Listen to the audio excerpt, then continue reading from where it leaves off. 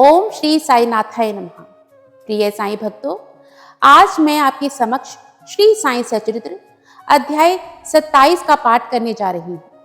जो भी साईं भक्त पूरी श्रद्धा भाव के साथ इस अध्याय को सुनेगा, बाबा का आशीर्वाद हमेशा उस पर बना रहेगा। मैं अपने देवा श्री साईनाथ से यही प्रार्थना करती हूँ कि बाबा कृपा दृष्टि बनाए रखना, श्रद्धा की लाज रखना।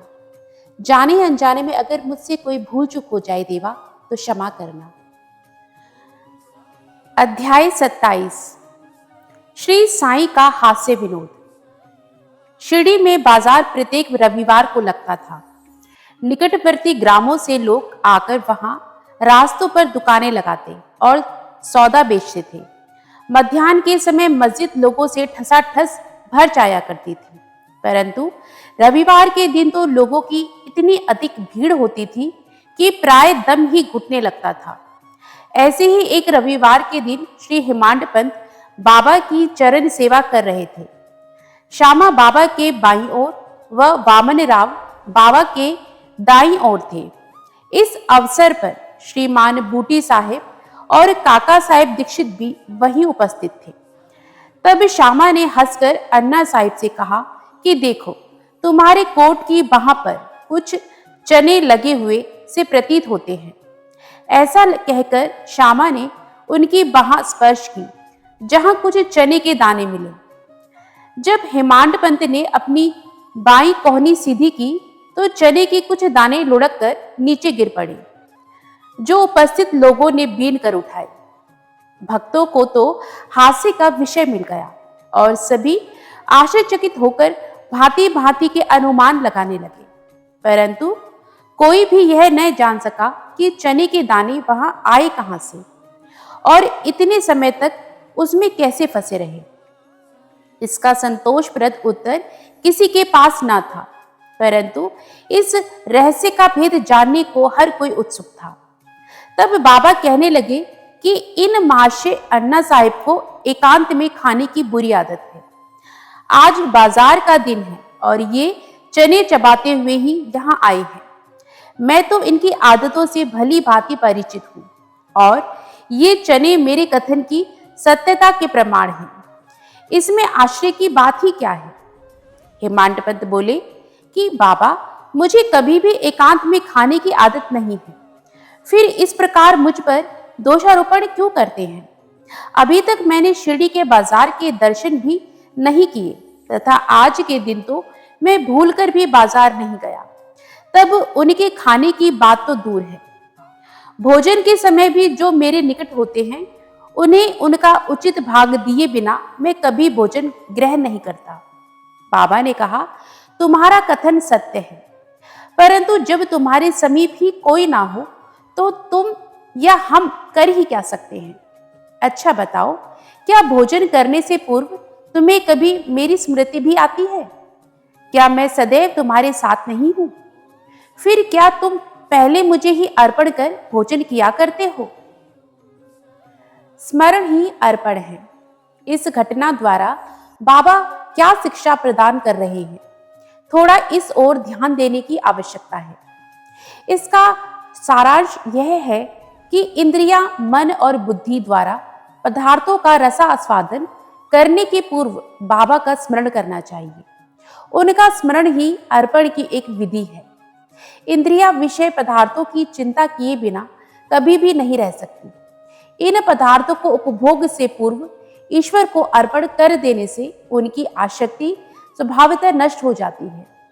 इसी प्रकार समस्त इच्छाएं, क्रोध और तृष्णा आदि कुप्रवृत्तियों को पहले ईश्वर को अर्पण कर गुरु की ओर मोड़ देना चाहिए। यदि इसका नित्य अभ्यास किया जाए तो परमेश्वर तुम्हारी कुप्रवृत्तियों के दमन में सहायक होंगे। विषय के रसास्वादन के पूर्व वहां बाबा की उपस्थिति का ध्यान अवश्य करना चाहिए। तब विषय उपभोग के उपयुक्त है या नहीं, यह प्रश्न उपस्थित हो जाएगा और आचरण में सुधार होगा। इसके फलस्वरूप गुरु प्रेम में वृद्धि होकर शुद्ध ज्ञान की प्राप्ति होगी। जब इस प्रकार ज्ञान की वृद्धि होती है तो देहिक बुद्धि नष्ट हो चैतन्य घन में लीन हो जाती है। वस्तुतः गुरु और ईश्वर में कोई पृथकत्व नहीं है और जो उन्हें भिन्न समझता है वह तो निरा अज्ञानी है तथा उसे ईश्वर दर्शन होना भी दुर्लभ है। इसीलिए समस्त भेदभाव को भूलकर गुरु और ईश्वर को अभिन्न समझना चाहिए। इस प्रकार गुरु सेवा करने से ईश्वर कृपा प्राप्त होना निश्चित ही है और तभी वे हमारा चित्त शुद्ध कर हमें आत्मानुभूति प्रदान करेंगे। अन्ना चिंचुड़ीकर और मौसी बाई की कथा। अन्ना चिंचुड़ीकर दामोदर घनश्याम बावरे बाबा के परम भक्त थे।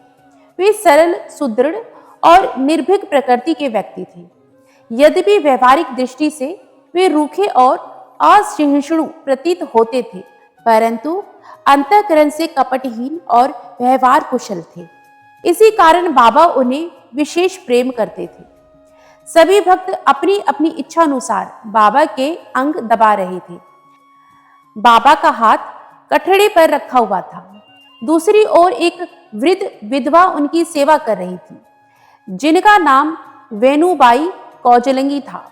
बाबा उन्हें मां शब्द से संबोधित करते तथा अन्य लोग उन्हें मौसी बाई कहते थे। वे एक शुद्ध हृदय की वृद्ध महिला थी।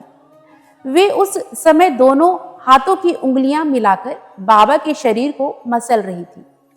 जब वे बलपूर्वक उनका पेट दबाती तो पेट और पीठ का प्राय एकीकरण हो जाता था। बाबा भी इस दबाव के कारण यहां वहां सरक रहे थे। अन्ना दूसरी ओर सेवा में व्यस्त थे। मौसी बाई का सिर हाथों की परिचालन क्रिया के साथ नीचे ऊपर हो रहा था। तब इस प्रकार दोनों सेवा में जुटे थे तो अनायास ही मौसी बाई का मुख अन्ना के अति निकट आ गया। मौसी बाई विनोदी प्रकृति की होने के कारण ताना देकर बोली कि यह अन्ना बहुत बुरा है और यह मेरा चुंबन करना चाहता है। इसके बाल तो पक गए हैं, परंतु मेरा चुंबन करने में इसे तनिक भी लज्जा नहीं आती है। यह सुनकर अन्ना क्रोधित होकर बोले, तुम कहती हो कि मैं एक वृद्ध और बुरा व्यक्ति हूँ? क्या मैं मूर्ख हूँ? तुम खुद की ही छेड़खानी करके मुझसे झगड़ा कर रही हो। वहां उपस्थित सब लोग विवाद का आनंद ले रहे थे। बाबा का स्नेह तो दोनों पर था, इसीलिए उन्होंने कुशलता पूर्वक विवाद का निपटारा कर दिया। वे प्रेम पूर्वक बोले, अरे अन्ना, व्यर्थ ही क्यों झगड़ रहे हो? मेरी समझ में नहीं आता कि माँ का चुंबन करने में दोष ही क्या है। बाबा के शब्दों को सुनकर दोनों शांत हो गए और सब उपस्थित लोग जी भरकर ठहाका मारकर बाबा की विनोद का आनंद लेने लगे। बाबा की भक्त परायणता। बाबा भक्तों को उनकी इच्छानुसार ही सेवा करने दिया करते थे और इस विषय में किसी प्रकार का हस्तक्षेप उन्हें सहन न था। एक अन्य अवसर पर मौसी बाई बाबा का पेट बलपूर्वक मसल रही थी, जिसे देखकर दर्शकगण व्यग्र होकर मौसी बाई से कहने लगे कि माँ, कृपा कर धीरे धीरे ही पेट दबाओ। इस प्रकार मसलने से तो बाबा की अंतड़ियां और नाड़ियां ही टूट जाएंगी। वे इतना कह भी न पाए थे कि बाबा अपने आसन से तुरंत उठ बैठे और अंगारे के समान लाल आंखें कर क्रोधित हो गए। इतना साहस किसमें था जो उनको रोके? उन्होंने दोनों हाथों से सटके का एक छोर पकड़ नाभि में लगाया और दूसरा छोर जमीन पर रख उसे पेट से धक्का देने लगे। सटका लगभग 2 या 3 फीट लंबा था। अब ऐसा प्रतीत होने लगा कि वह पेट में छिद्र कर प्रवेश कर जाएगा। लोग भयभीत हो उठे कि अब पेट फटने ही वाला है। बाबा अपने स्थान पर दृढ़ हो उनके अत्यंत समीप होते जा रहे थे और प्रतिक्षण पेट फटने की आशंका हो रही थी। सभी आश्चर्यचकित और भयभीत हो ऐसे खड़े थे मानो गूंगों का समुदाय हो। यथार्थ में भक्तगण का संकेत मौसी बाई को केवल इतना ही था कि वे सहज रीति से सेवा करें। किसी की इच्छा बाबा को कष्ट पहुंचाने की ना थी। भक्तों ने तो यह कार्य केवल सद्भावना से प्रेरित होकर ही किया था, परंतु बाबा तो अपने कार्य में किसी का हस्तक्षेप जरा भी न होने देना चाहते थे। भक्तों को आश्चर्य हो रहा था कि शुभ भावना से प्रेरित कार्य दुर्गति में परिणित हो गया और वे केवल दर्शक बने रहने के अतिरिक्त कर ही क्या सकते थे। भाग्यवश बाबा का क्रोध शांत हो गया और सटका छोड़कर वे पुनः आसन पर विराजमान हो गए। अनंत कोटि ब्रह्मांड नायक राजाधिराज योगीराज परब्रह्म श्री सच्चिदानंद सद्गुरु साईनाथ महाराज की जय। जिस भी साईं भक्त ने इस अध्याय को सच्चे भाव, श्रद्धा और विश्वास के साथ सुना है, बाबा उसकी सभी मनोकामनाएं पूर्ण करें और बाबा का आशीर्वाद हमेशा उस पर और उसके परिवार पर बना रहे। यही मेरी श्री साईनाथ के श्री चरणों में प्रार्थना है। ओम साई राम, जय जय साई राम। बाबा सभी साईं भक्तों का भला करें।